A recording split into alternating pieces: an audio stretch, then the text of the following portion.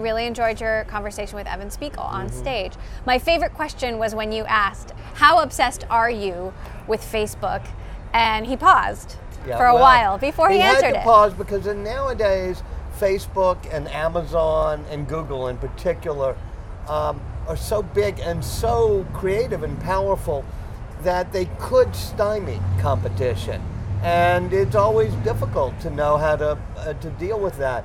Jeff Bezos has a wonderful line that Steve Jobs and others have said as well, is that you shouldn't be obsessed with your competitors, you should be obsessed with your customers, and the rest will follow. And I think that's what Snap is going to do, is follow the lead of the customer who says, okay, I want to tell stories, okay, I want this new feature. And as long as they keep innovating, they'll stay a step ahead of Facebook. Do you see a young Mark Zuckerberg and Evan Spiegel, or do you think they're not on the same plane? Oh, I think Evan Spiegel and Mark Zuckerberg are deeply creative people who have a real feel for what users would want. I found Evan Spiegel to be deeply philosophical, smart, and have a great sense of leadership, which is, to me, the hardest thing. I mean, to lead a public company, that's even more difficult than creating a product. That's where Steve Jobs stumbled at one point, was he created really great products, but in about 1985, he was having trouble leading a public company, an Apple. And I think Evan Spiegel's getting over that hump. I'm deeply impressed with Evan Spiegel. Facebook, Google, Twitter are in the crosshairs of the most important issues in the world right now. Fake news, the spread of misinformation, abuse. Correct. They're going before Congress now in this Russia probe. How serious is this? It's very serious, and people have responsibility in this world. When I first went online, it was many years ago, and there was a service called The Well that was started by Stuart Brand and others.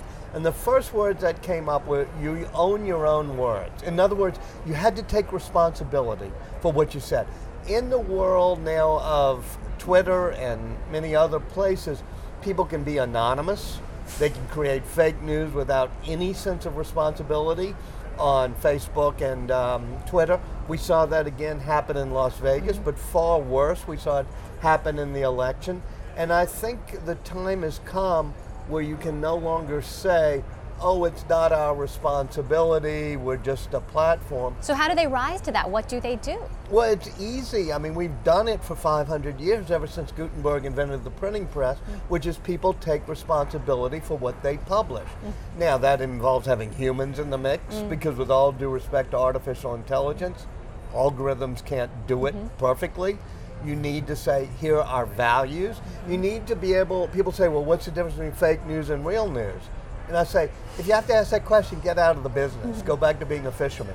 YouTube and Gmail are now at the center of this. Google has just recently pulled Russia Today from their premium ad packages. We've talked less about Google, but what about Google?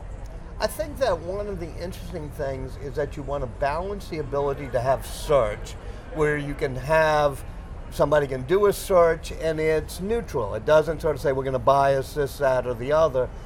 But you also have to stop people who are putting up in the news feeds that will be searched by Google things that you know are incorrect and done intentionally incorrect. Certainly as a journalist, I know that we publish things that were incorrect in the past, sometimes things that were biased.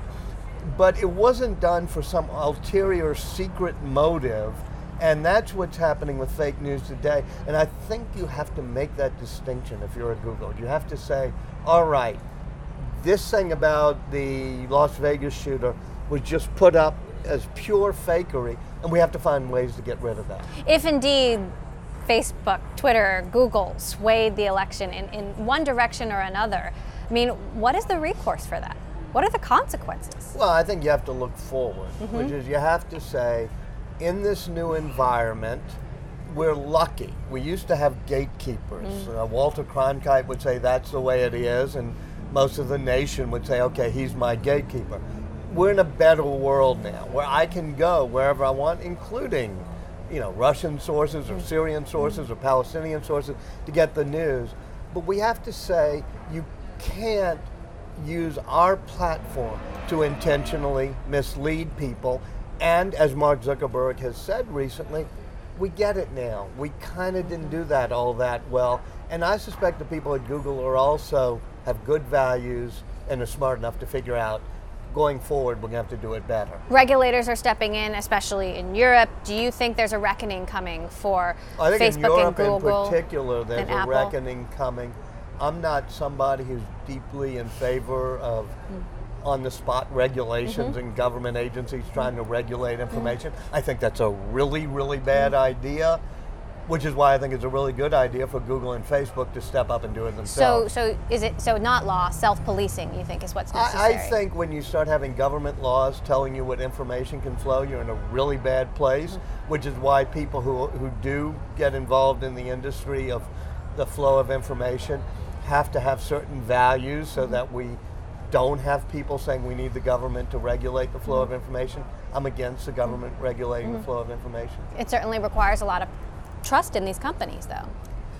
It does, and they've lost that trust, and I think when they lose that trust, it's bad for them, so they should be trying to regain the trust, and I think they are trying to regain the trust.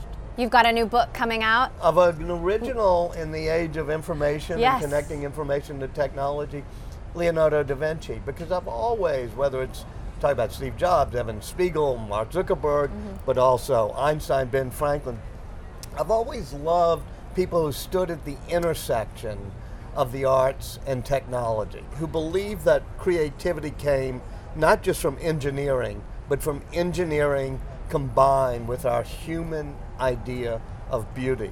And Leonardo, especially with his, say, drawing of Vitruvian Man, the guy in the circle and the square, he was the ultimate symbol of connecting unbelievable beauty with a deep feel for nature's science. So what would a Mark Zuckerberg or an Evan Spiegel or a Larry Page have to learn from the story of Leonardo da Vinci? What would modern day folks? I'll just do it in 2 words, something Steve Jobs knew.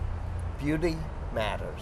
And when you're creating a product, whether it's a news search algorithm or an iPad, you have to say, I care about a human connection, and human connection begins with beauty. Leonardo got that.